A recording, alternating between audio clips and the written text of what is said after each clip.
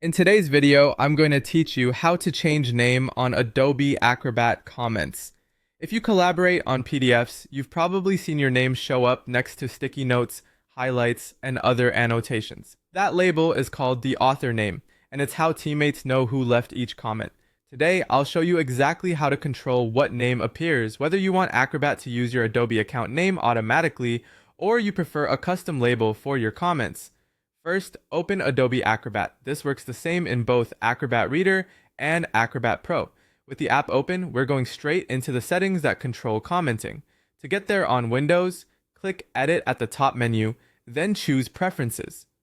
On a Mac, click Adobe Acrobat in the top left menu and select Preferences. Preferences is where Acrobat keeps all the global options that affect how tools behave across documents. In the Preferences window, look at the left-hand list and select Commenting.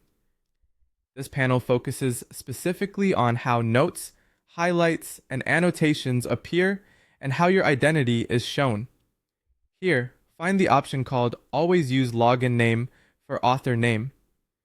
This setting decides whether Acrobat uses your Adobe account profile name for every new comment you add.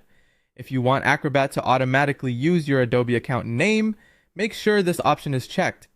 This is a great choice when you're working in a shared environment and want your identity to be consistent across files and devices.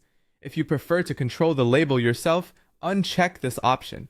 Unchecking it allows custom names, which is helpful if you're using a shared workstation, working under a project role, or simply want a different display name for annotations. Once you've chosen the option that fits your workflow, click OK to save your changes. That OK button confirms the setting and applies it across your future commenting sessions. From this point forward, any new comment you add will reflect the updated name choice. Note that this affects new comments going forward. Existing comments in a file won't be retroactively renamed. If you want to verify your change, add a quick sticky note or highlight and look at the author label that appears with the comment.